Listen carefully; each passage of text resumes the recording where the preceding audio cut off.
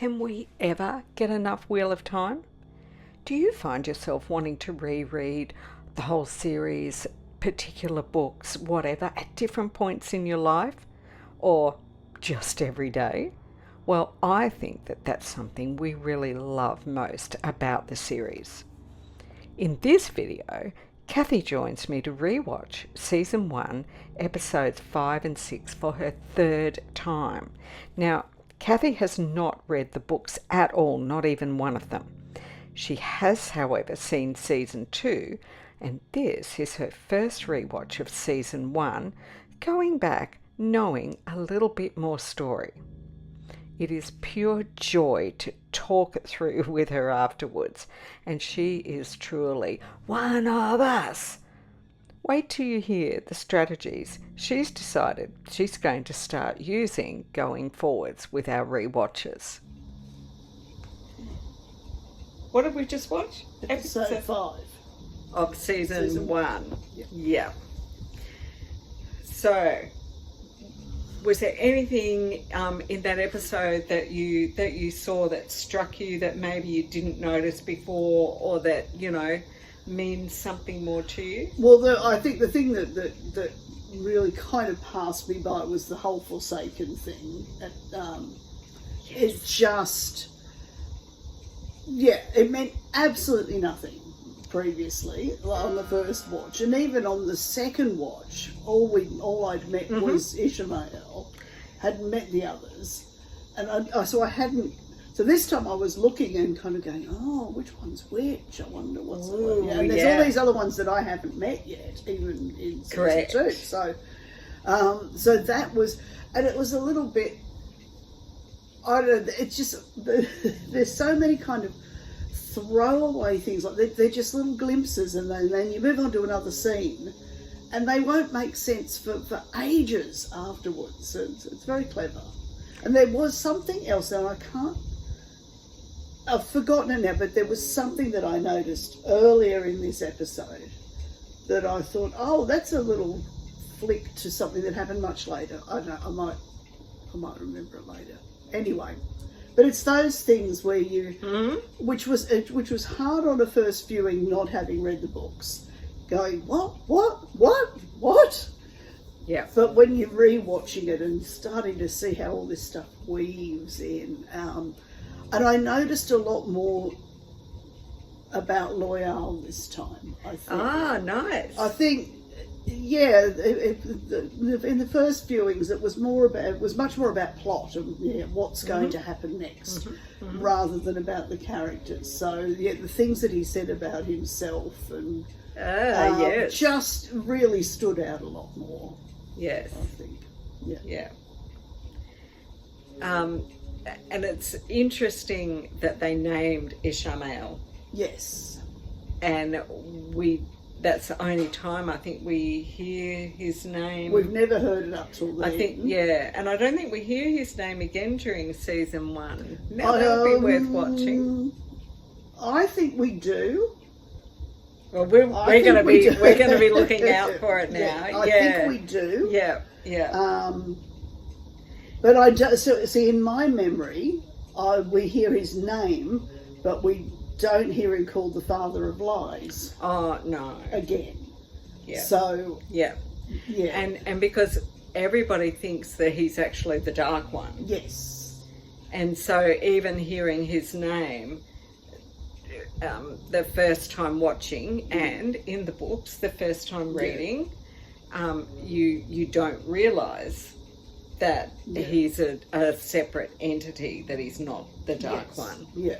So even though, he says, he's, trying to ward off Ishamael, we don't connect that to that, fiery eyes. Yeah. Even though when you hone in really closely on that figurine of Ishamael, and you notice that that's the one he was warding all the smoke over, that's the big clue, is it's got eyes of flame. Right. Yeah. So, And so, I must admit I was really watching those little Forsaken figurines. Yeah. And I remembered you said something about the Forsaken figurines and everyone inspecting them afterwards. Yeah. So I was paying much more attention because of that as well, just trying to have a look. Yeah.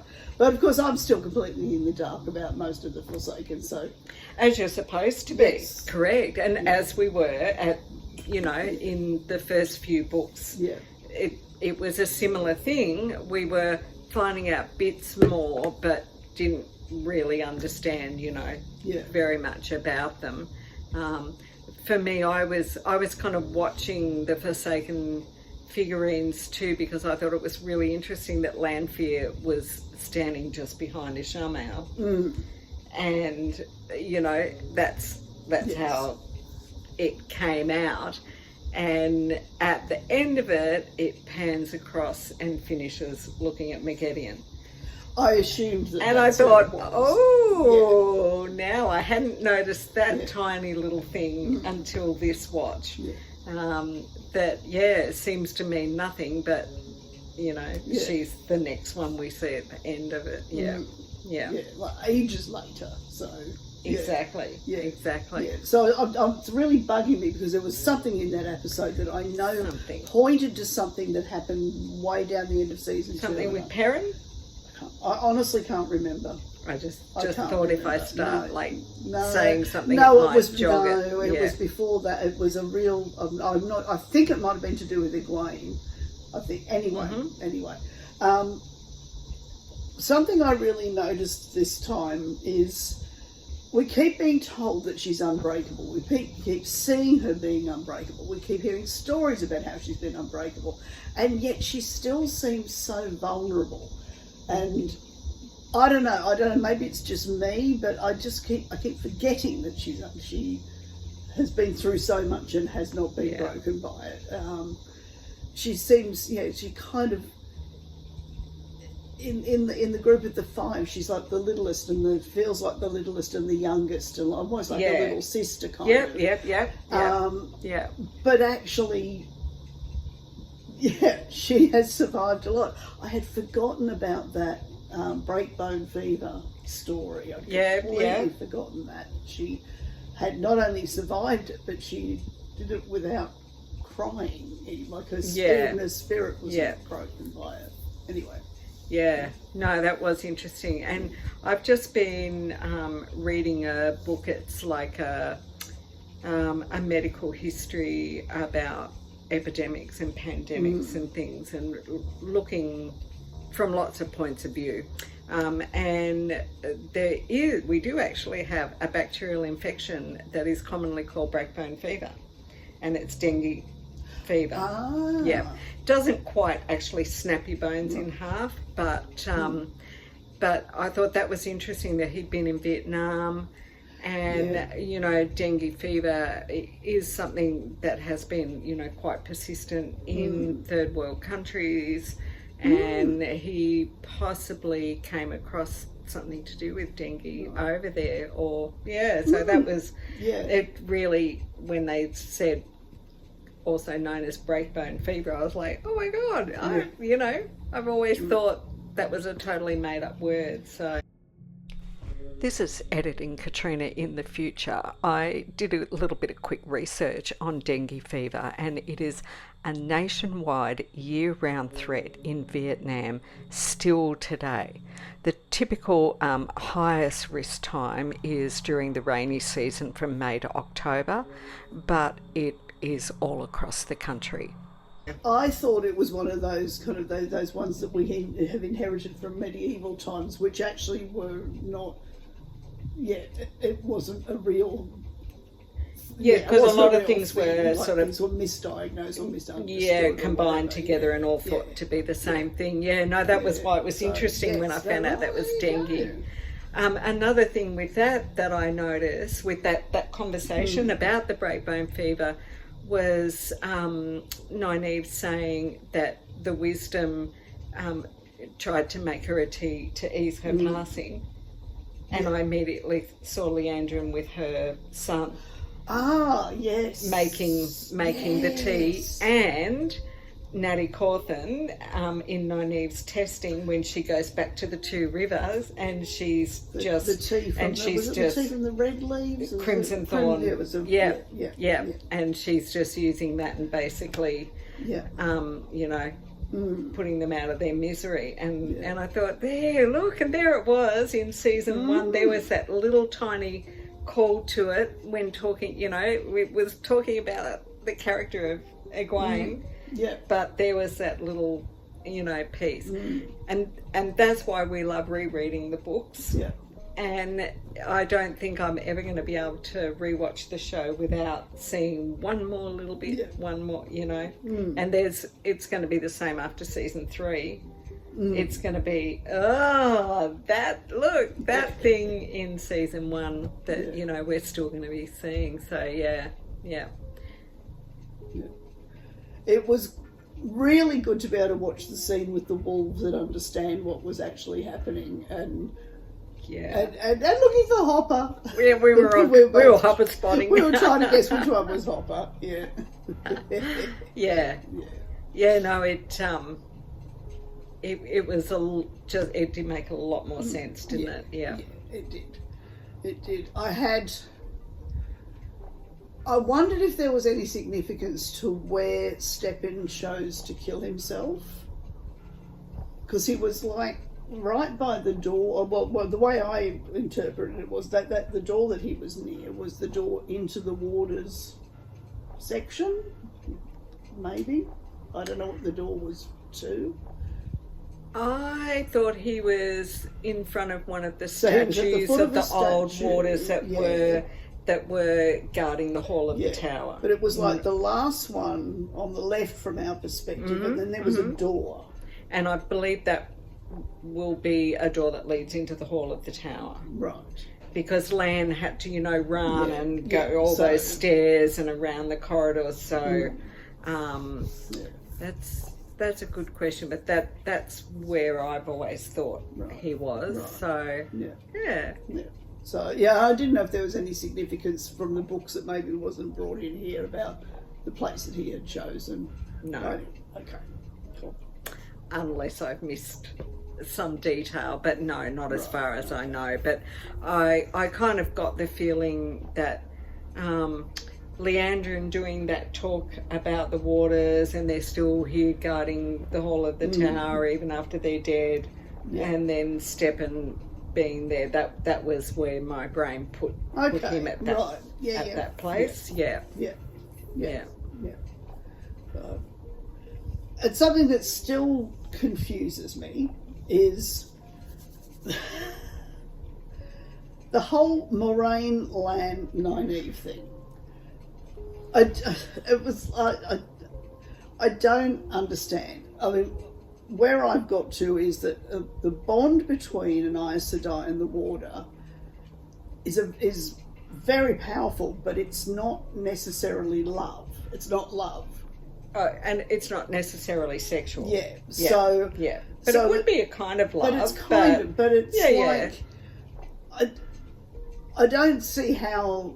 There was a conversation at some point about, I can't remember, it was with Lan and maybe it was Lan and Stepan, Lan and somebody talking about Nynaeve, and there was a kind of hint that, well, you could have a relationship with her. Oh yeah, so that was with Stepan and Lan saying, you know, well, she's barely spoken to me, and it's like, well, my eyes can see what's happening. So how could you possibly have like a normal loving relationship between two people, and at the same time that person's also bonded to an Aes Sedai? I don't really get how that would. The question would be, what's normal? Yes, but is it? Okay, let's. Okay. Is it workable? So, is it workable? I would say it would always depend on the people, right, as to how workable it could be. Remember, I mean, okay, they haven't had the opportunity to be together very often at all, but Moraine has been in a relationship with Swan. That's true. I'd forgotten about that. Yes. So, you know, and Lan didn't ever approach Nynaeve as though he was celibate. No. either. No. Like, I No, don't know I about mean- you, but I didn't feel like, oh, he's just, doing this for the first time or even Yeah. not for a very long time. No. So, no. It's just, I still don't, in my head I can't kind of work out how it would work without actually making all three people pretty bloody miserable at some point in time. And because when Moraine was talking about releasing the bond, I mean, was she doing talking to Alana? Yeah. I mean, was she talking about that thing? Because Alana was talking about, when one of them dies at the end of the bond. Yeah. But I just felt like Moraine wasn't. That's not where Moraine's head was. It felt like. Oh, interesting. I felt like she was thinking about releasing the bond now because she could see what was happening between Lan and Nynaeve. Yeah. I don't know. Personally, I feel it was because she was heading to the eye of the world. Right. Okay. So. And she kept saying anyone who gets in between the Dragon Reborn and the Dark One is not coming out. Yeah. So I think she was expecting to die. And it's probably also worth saying at this point that Lan sleeps with Nynaeve, but he then basically says, but we're not having a relationship. Now, he didn't say because of Moraine. Yeah. Right? Yeah. That's not what he was saying. But your questions about how would a relationship work long term are completely valid. Yeah. And particularly, I don't think it would be common to ever find one Aes Sedai in a relationship with another Aes Sedai's water. Yes. Right, you can imagine that. Yes, That would get very tricky. Yes. But Lan was not actually, intending this to be a long-term thing. Yeah. Yeah. Right. Yeah. So, and for the rest of it, we have to waffo. Yes. Yeah. And because they're doing some of the things slightly differently in the show, that's where I can say some things from my personal interpretation of what I'm watching. But I actually don't know how certain bits are going to play out. Yeah. So it means I get to waffo as well, which is really fun. Yeah. It is. It is really, fun because as you know, Moraine didn't get shielded like that in the books. So all of that, has been fantastic to just watch play out and, see were it went and how it was undone, because we didn't even know how that was going to be undone. Yeah. Because it didn't happen that way. So. Yeah. A question. Oh, yes. When Egwene channeled and she produced with Valda, and she produced the little flame that he kind of just battered away, was that deliberate? There was a deliberate thing so that while he was distracted, she would then burn the ropes. Right, that's what I thought. Yeah. I just wanted to. Yeah, it wasn't. Yeah. And I can say that for where she's at in her training, it was extremely clever what she did. Okay. Yeah, because at that point she hasn't really had any training. She had a couple of little things with Moraine. And that's about it. Yeah. And to be able to do that distraction and then do another weave, she did. That was actually pretty clever stuff. Yeah.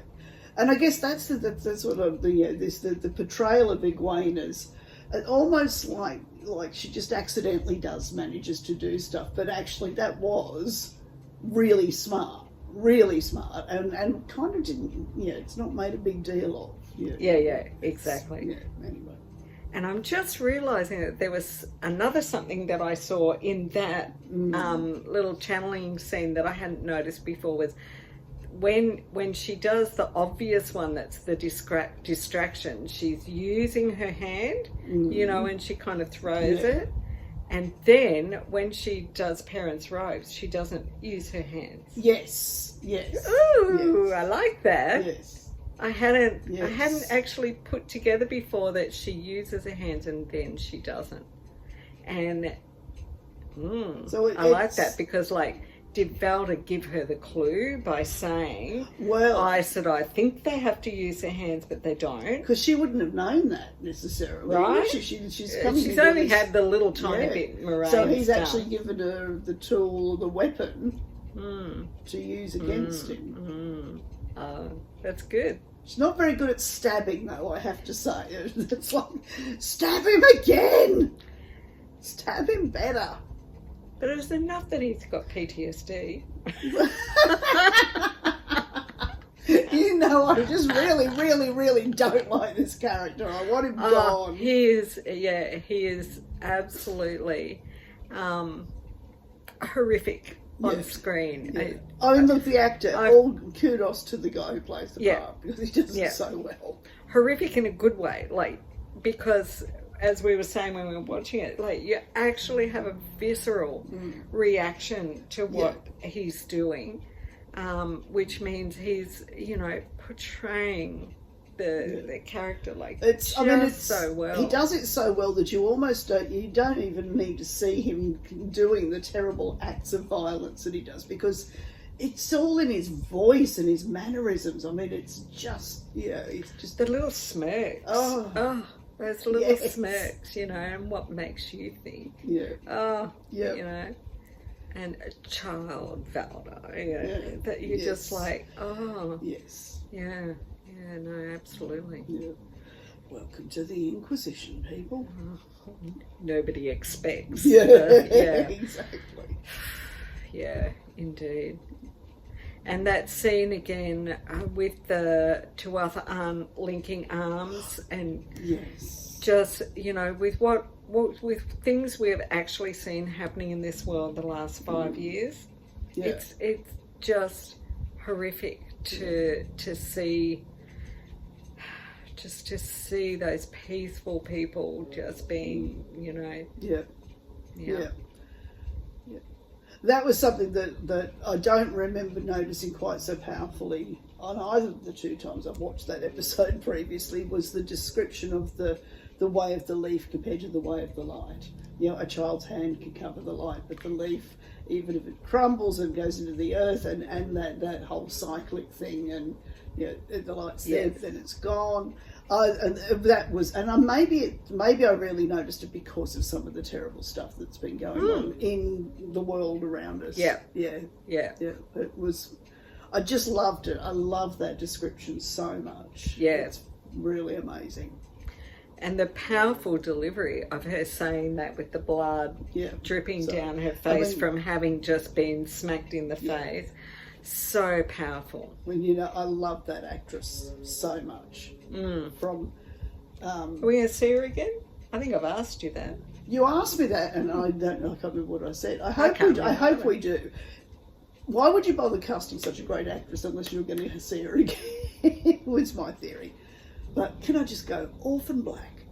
Watch Orphan Black. She's in it. She's amazing. So you have watched Orphan Black? Oh yeah, now? I've watched Orphan. I've watched Orphan you Black had watched it. We had talked about that. Yes. Oh, I've only watched it 2 or 3 times. It's another one I've got on the list to possibly do with Rowan and Anna while they're staying here, because Yes. I do like that series. So I do like that series too. Yes, and I love the part that she plays. Mrs. S is brilliant. Yeah. And so it's kind of funny to see her as a Tuatha. Well, because you can see parts of Ela in Mrs. S. Yeah. Except that she will stand up and do whatever's except needed. You know, she's non-violent now, which I love. I love that she's gone from Mrs. X to this complete embracing of non-violence. It's brilliant. Yeah, I just keep seeing her pulling guns out. It was the knives in the hands. Oh yes, oh yes, that is such a scene. Yeah. Oh yeah, that's very funny. It was hilarious. We saw a trailer for. Have you ever watched the movie Gone Girl? Yes. We saw a trailer for that, and when my son Rowan went, "Oh, it's Moraine," I was just like, "We've got him. We've got him." For him to say, "Oh, it's Moraine," it was like, you can pretend that it's only an okay show, but I know we've actually hooked you. Excellent. Yeah. Yeah. Okay, so we've got, I can smell our lunch is now warming up in the oven, and we've got episode 6, unless there's anything more you can think of from episode 5. I don't think so. I think that's all. Yes. Fantastic. All right. Episode 5 done. Episode 6, here we go. Cool. We love to do cooking and have great snacks while we're watching. Kathy brought the food this time, so we had a beautiful green mango dal with freshly cooked crisp papadums for while we were watching episode 5. Sensational. Then while we watched episode 6, we had a roast cauliflower with pineapple sansarve, which is a curry, a melon curry, which was sensational. I can't wait to cook rock melons into a curry, and brinjal, which is an eggplant pickle with jira paleo or cumin rice. And we had the best food, honestly. It just makes the experience all the more fun to come up with fantastic recipes and enjoy them together. Episode 6, done and dusted. Absolutely. And I believe you remembered. I remember. It was really good. All of a sudden it's like, I remember. I remembered the thing I couldn't remember in the previous video where I said something happened that triggered something that I knew we found out more about much later. And it was when Loyal was saying to Rand, it's good to meet an Aiel man. And Rand was like, no, not from the Two Rivers. And it meant nothing to me on either of my previous 2 viewings until I saw season 2 and we got to know Aiel much better, and I understand now. But anyway, I was very relieved to remember what it was that had triggered something for me. Yeah, it's always annoying when it's kind of in the back of your brain. Yes. And when you remembered it, we stopped and we had a quick little chat, and it was really interesting because you had forgotten that we'd already heard about the Aiel having red hair when Tom was with Matt at Nerd Fail. Yeah. What was the name of that? Breen Spring. Yeah. I could describe to you exactly what it looked like. Couldn't remember what its name was, but yes. So now, I do remember that. But that had not all the connected the throwaway remarks that, as you pointed out, are never throwaway. There are no throwaway remarks. Yes. Yeah. Okay, so that was a lot more upbeat. It was. Than episode 5, which has got a lot of hard stuff to get through in it. Yeah. So, what jumped out for you? What jumped out for me? Well, I've got to start with the thing because you laughed because you knew I would spot it. When Moiraine was talking to Suan about all of the different legends about the Dragon Reborn, and she was just reeling off a whole bunch of them, and as a throwaway comment, when there's even a legend about a many-headed dragon, and I went because that's what I've been saying since season 2. That's my theory. The Dragon Reborn is many-headed and has 5 heads, people. 5. That's what I'm saying. I might be wrong. It's got some heads anyway, but I'm claiming 5. Anyway. Yep. So No, I love it. I was very excited to hear that. Because I bet you didn't remember it No. being said. That's No, right. because because it's it was just... It's so cleverly done. It's just in amongst a whole bunch of reeling off of different legends. And Yeah. it's kind of, it's smoke and mirrors. They distract you and sneak these things past you. Yeah. So, Yeah. yeah.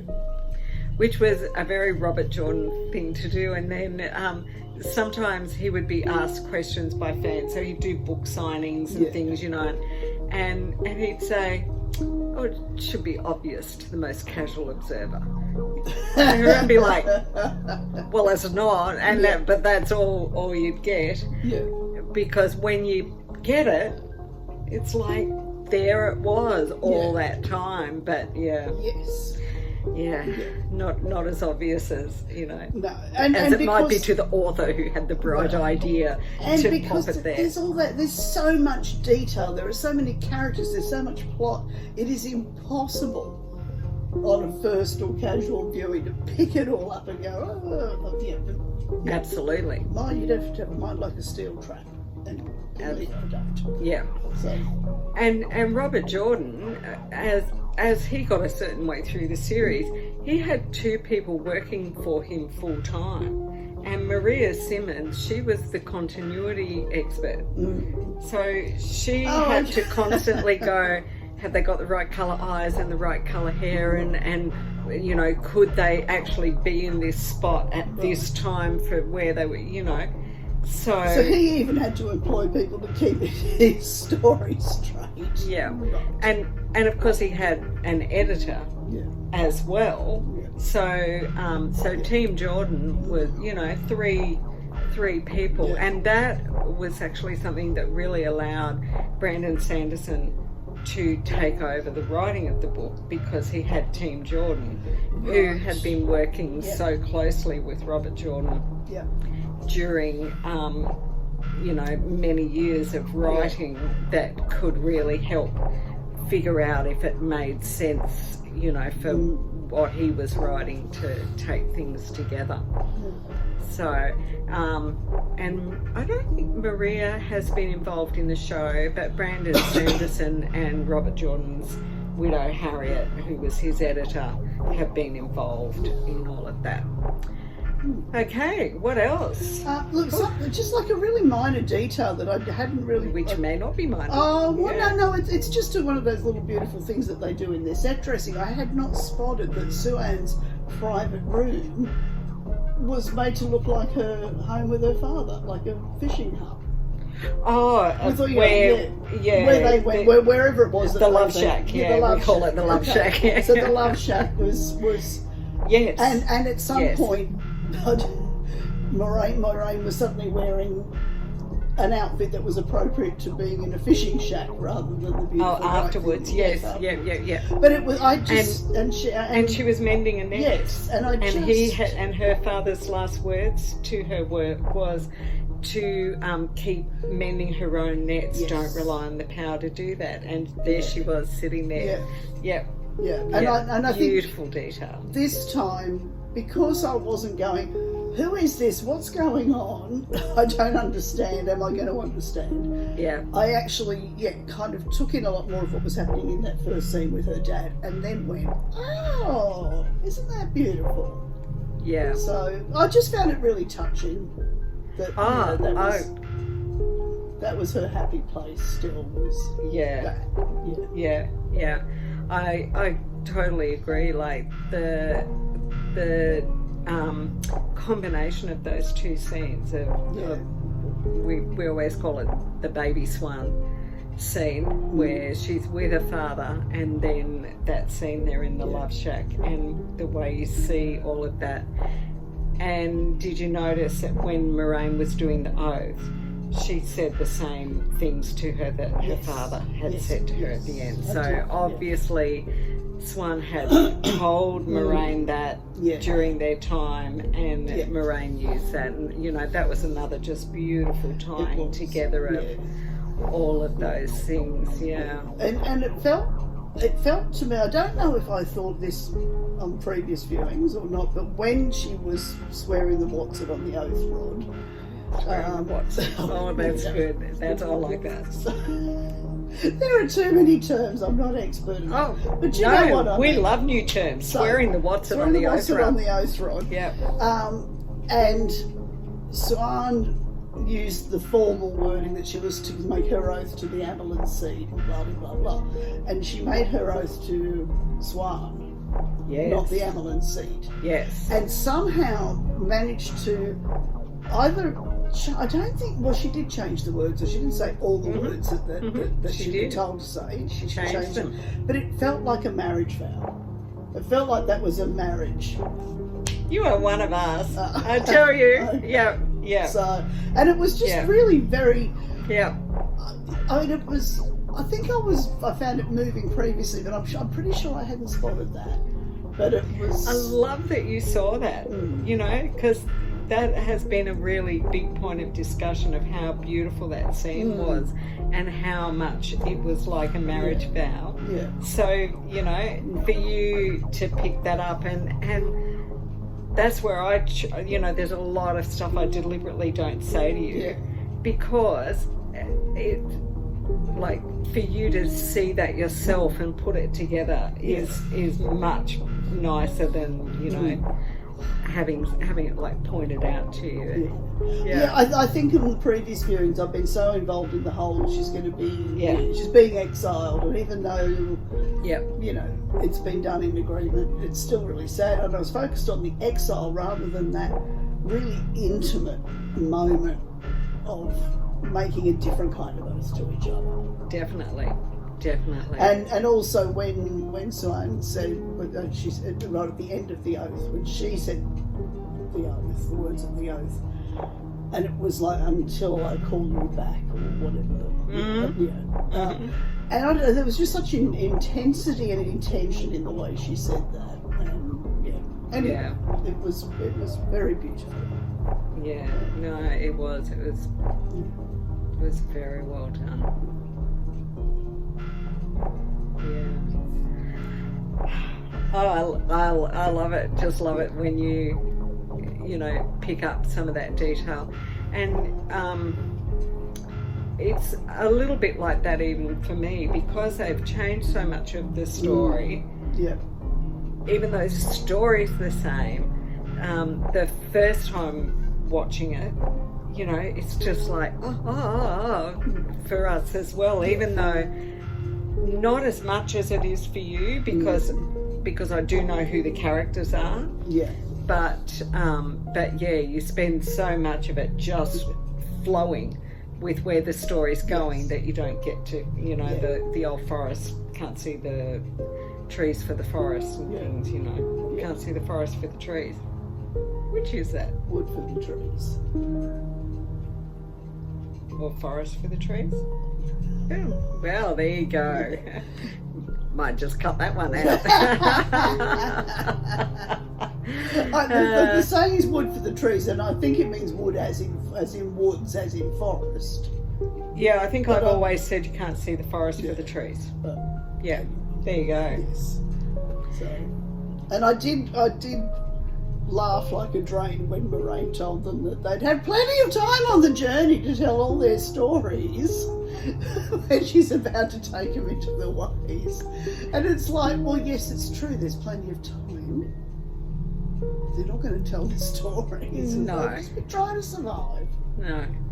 And, you know, did she know that, and was she just hurrying them along? Well, that's... Or did she really think that they would just be able to have a nice chat and a catch-up going through the ways? I didn't think that, no. She's not that naive, is she?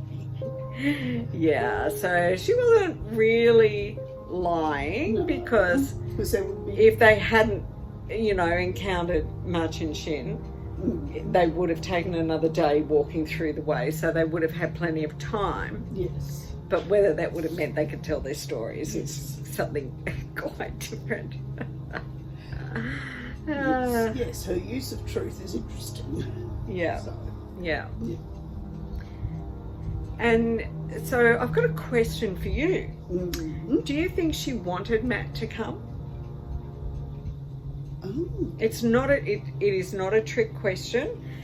Different people think differently about that situation. So I'm just interested. Do you think she wanted Matt to come in the waves? It's a very interesting question. I got the sense that she was unsurprised when he didn't. I think she thought he might not come, but whether she wanted him to come, I don't know.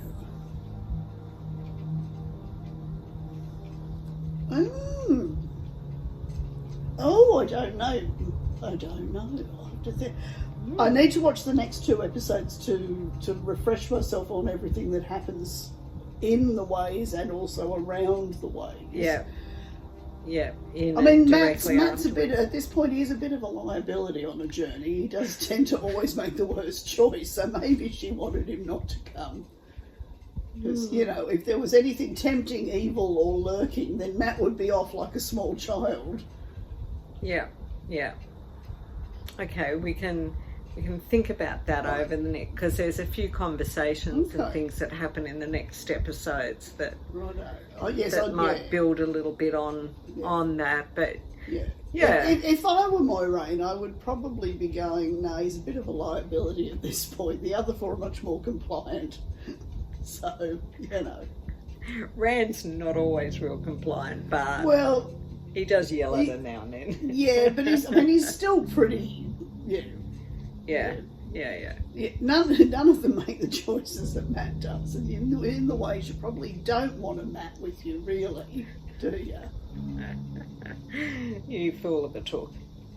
Mm? You fool of a talk. Yeah. Yes, exactly. Yes. Actually, that's a question. Where has the dagger gone at this point? Yeah. Where is it now? So they didn't show us, right, specifically, but you saw Lan throw the blanket over it and bundle it up. Yes. So the dagger was to go back into a lockup in the tower. Right. Yeah. Right. Okay. Yeah. And of course we know that it surfaces later, but we also know that Padan Fain is in Tarvalon. Yes. We don't know yet, but... Well, wasn't he? He was there when Rand and Matt arrived. Oh yes, he was there all along. Yes, so no, we do know that he's there. Yeah, no, you're right, because, he was... watching Logain get paraded through the street and having a little whistle. Well, he nicked off just before it.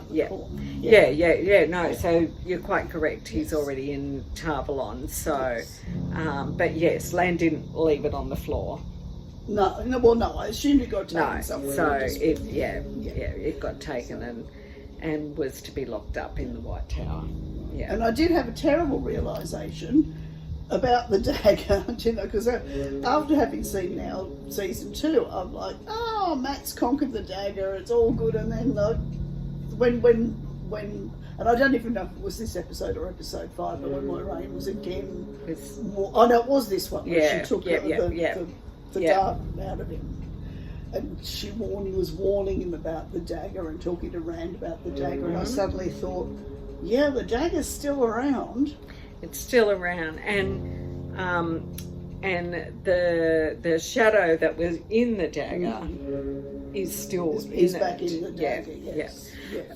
Something that I did notice this time was the fact that Lamb was able to throw that coat or blanket, whatever it was that he threw over it and bundled it up, and be able to pick it up. And in season 2, we see Matt, be able to do what he did with it without touching it, and so it was and I thought, I knew that's how Lan picked it up in the book, was by wrapping it up and taking it, but it just kind of occurred to me, oh look, there we've seen in season 1 that you could shift the thing around, but if you weren't touching it Matt directly, was there observing that and hopefully then remembered that. Maybe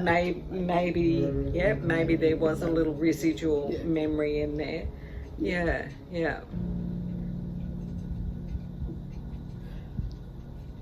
trying to think what else. It felt like this episode there were a lot of little tiny moments and throwaways where I was going, oh yes, and I can't. There was, remember them all, I know there was a lot of them. it. Yeah. We nearly need to have a scratch pad beside us Yes. and be writing, you Yeah, know, 'cause, things I mean, there were- down, because then it finishes and I think, what were all of those things? that Yes. just- Yeah. Because there were a few where I had to stop you and say something or Yeah, ask yeah. something. But yes, honestly, I would have been doing that constantly. And yes, maybe it's what we need is a little scratch pad. Because Next time we'll do that. We'll have a bit of paper and Yeah. yep, and you can write a little note But down. that one in particular, there just seemed to be a lot of strands of plot and character coming together in different ways, and yeah. I was also just really kind of randomly admiring their horse riding skills at the end. And obviously, were either all horse riders or very well trained for the part. They were not. They all had to learn. Ah. Yeah. So that's They interesting. did very well. Yeah. Yeah. Yeah.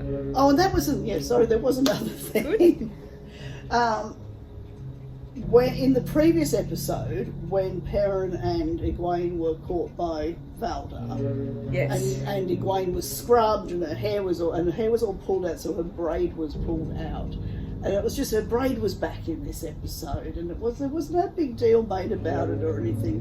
Right. But I thought it was interesting that he pulled out the braid, whereas in season 2 they actually cut the braid off. I still think, as I said to you when we were putting lunch together, Valda doesn't. I don't think he actually takes the power of the women at all seriously, in the same way as he takes the power of men seriously. Yeah. Like he was much more afraid when Perrin did the wolf connection He thing really was. Yeah. than he was of Egwene's power. Yeah. Yeah. I hope he gets his comeuppance.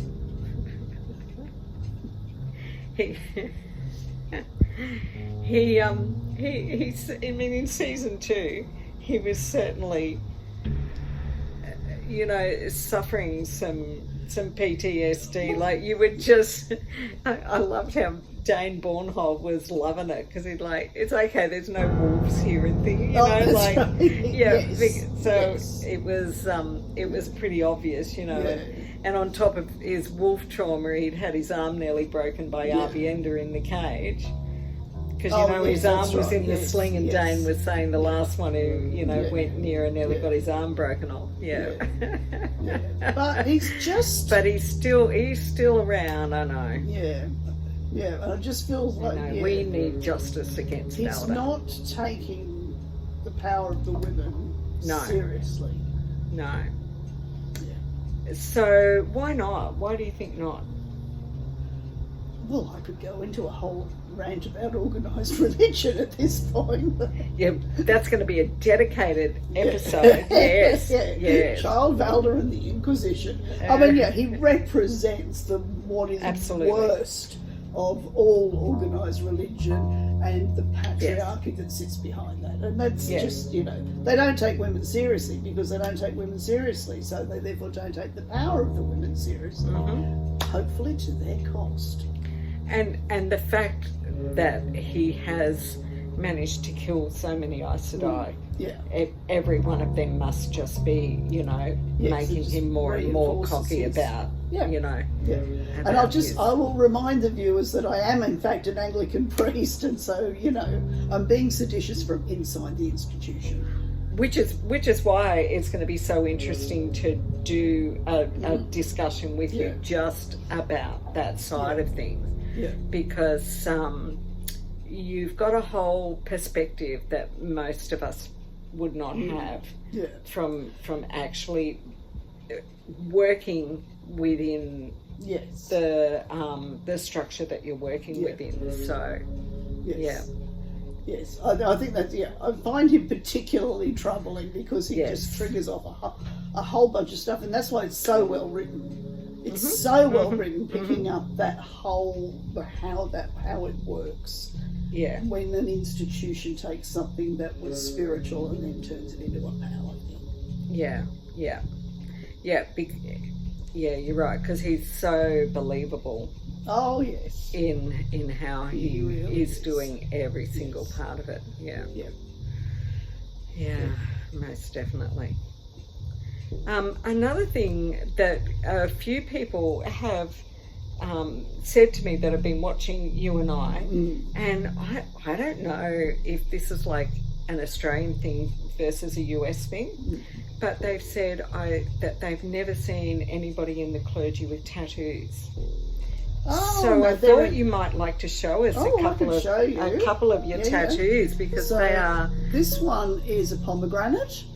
And I love pomegranates as a fruit, but I also, pomegranates, any country where pomegranates grow, have something in their culture or their legends or their stories about the pomegranate. There's something about it. Interesting. In Jewish tradition and in the Old Testament, pomegranate is a symbol for a priest. So the priests had pomegranates embroidered around their robes. So the day that I found out I was going to be priested, I went and got my pomegranate. Fabulous. So there you go. Yeah, and that one So you're going to this have to one- lean across to. You're going to see it upside. Oh, I can't. I have to do some yoga. Oh, Hang on. How can I do this so you can see it? Can you see that? It's upside down. I know. I'll come around this side. You'll have to cut this bit out. come and stick Here you yourself are. in I'll front just of stick me. that. So that one, hopefully you can see, says joy, and it's a cross. So joy is literally my middle name, but it's also my thing. I didn't know that. Yes, I didn't know but, it was your but middle joy name. is, yeah, it's where my spiritual sweet spot is in joy. And then on my ankle I have a music tattoo because That's I'm a beautiful. musician. Now, I can do this. I'm going to move the camera, but I'll need you to do it in such a way as you can tell that it's working. Yes, so Wow. we've got a treble clef and then a stave and just a bit of decoration. But I'm a pianist and a singer. And I think we're going to need a What Idol entry from Kathy. We're going to bring her right in. I can just see you writing a song parody and playing it and singing it. You'll have to get me when I've got a holiday or something. What are the chances? You could write it while you're in Bali. I could. If I'm inspired while I'm in Bali, I'll write it. You could write it to the I've Been to Bali 2 song. Don't. So this is what happens. This is why I'm This always is what so happens busy. when you're with me, Yes, right? Yes. Yes. So, and I have to say, I am not the only Anglican priest with tats. So No, I know there's- you're not. there's That was lots. why I thought, Yeah. so that's where it must be a US thing, or is there a lot of is there much Anglican church in the US? Yeah, well, it's called the Episcopalian Church, and yes, there is. Thank you, because a lot of people are like, what's the Anglican church? Yeah, okay, Episcopalian church Yeah. is where we're sitting here, right? Yeah. So, Yeah. look, I don't. The only if you ask me about the Episcopalian Church, I know Bishop Michael Curry because he's wonderful, and he preached at the wedding of Harry and Meghan. Ah, there you go. There you go. I really don't know anything more about the Episcopalians, but I do know about a pastor in the Lutheran Church in America called Nadia Boltz-Weber, who is covered in tattoos. Ah, And very, interesting. very well known. Very well known. Right. So there you go. Yep. Well, because it got brought up, I thought, oh, well, we may as well show Absolutely. them because, Yeah. because quite a lot of, it's not a Wheel of Time thing, but quite a lot of people in the fandom have tattoos, and so they always like, I'm sure anybody with body art loves to see body Yes. art and know stories behind, body art. Yes. Yeah. All right. Anything else out of season 6? I don't think so, but we really must have a piece of paper to write things on next time. All right. 'Cause I'm sure we there are were going to some really things. get nerdy now, Yeah. and we are going to have note paper I'm sure there were things, because there were so many moments where I was going, oh. So, But I'm doing breakdowns where I talk for half to 3/4 of an hour over every scene. Well, So yeah, I'm sure there's yes. things that get missed. yeah. One of the things I noticed, particularly this time, that I liked was just how different Swan looked in full regalia, sitting on the seat, Yes. to how she looked sitting in the love shack. She looked so small in the love shack, you know, with a little sarong and the little bare arms and the hair out, compared to sitting there with all that, you know, because that dress with the train and the big whatever you call all those things on the arms that made her look so and then just a little person, you know. It was beautiful. I think that's really interesting, because I thought the opposite. I thought she looked really small in her regalia. Really, all you could see of her was a little bit of face. Her hair was all pulled back. And there was this big dress that would have been really heavy and swamped her. I can imagine. And because she was filmed in quite a lot of close-up in the other scenes, and with her big hair. And so isn't that interesting? That is really absolute interesting. Opposite, that she inhabited herself much more fully as Swan than as the seat. Because I can see what you're saying, that she looked small because she was all regalia and very little person, whereas how I'd looked at it was all that regalia made her look big because there was all of this. And that's it's probably also part of the conversation about the church, because this is what happens when vestments go on, is you disappear. Because that's what vestments are for, is so that you disappear. When you put on your robes and whatever, it's not about you and what you've chosen to do. So,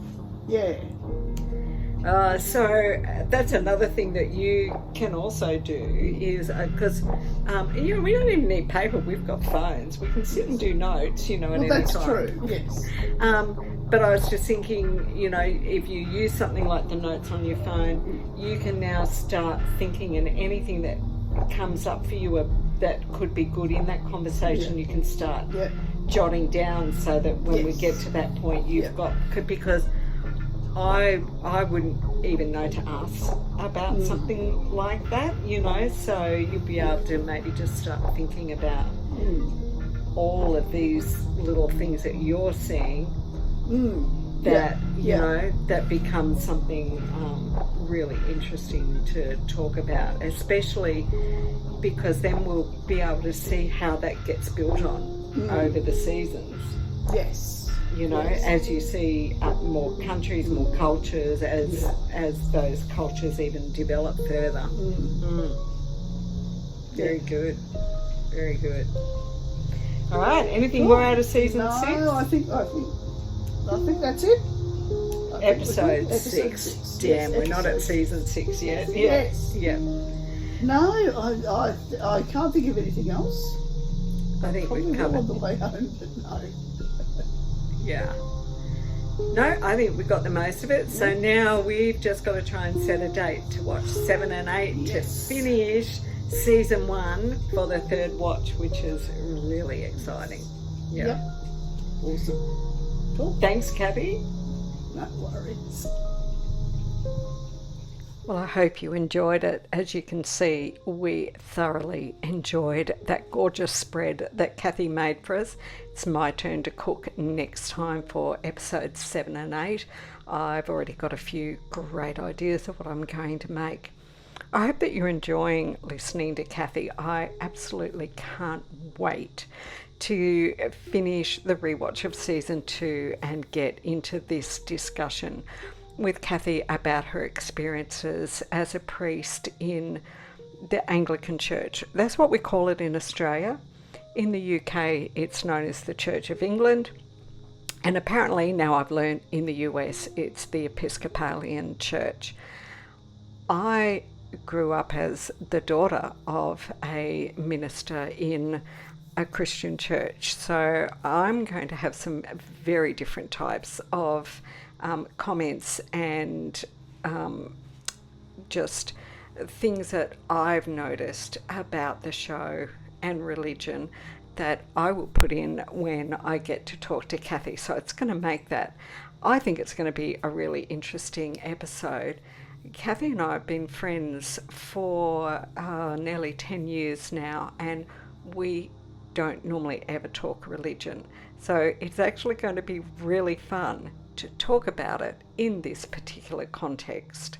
So if you've got any comments, anything that you would like me to ask Kathy about, just any reactions to what we've been talking about, please do make comments in the description below on YouTube, or if you're watching it on Twitter, and it really helps me if you can like and subscribe, because it does get it seen a bit more.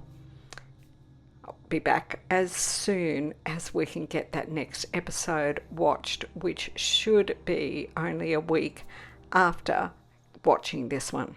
Woohoo!